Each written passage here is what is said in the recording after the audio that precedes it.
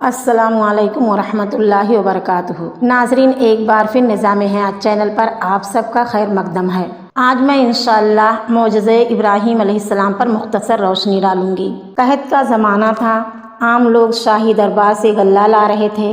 ایک دن جب تمام لوگ شاہی دربار سے غلہ لینے جا رہے تھے تو ابراہیم علیہ السلام کے والد نے بھی آپ سے غلہ لانے کے لیے کہا۔ ابراہیم علیہ السلام بھی غلہ لانے کے لیے شاہی دربار پہنچے، لیکن بادشاہ نے آپ کو غلہ دینے سے انکار کر دیا۔ اب ابراہیم علیہ السلام گھر لوٹ رہے تھے، آپ کے پاس غلہ نہیں تھا۔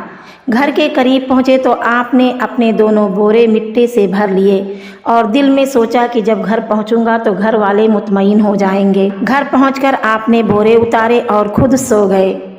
آپ کی زوجہ محترمہ سارہ علیہ السلام اٹھ کر بوروں کے پاس گئیں تو دیکھا کہ بورے عمدہ غلوں سے بھرے ہوئے ہیں۔ انہوں نے کھانا تیار کیا۔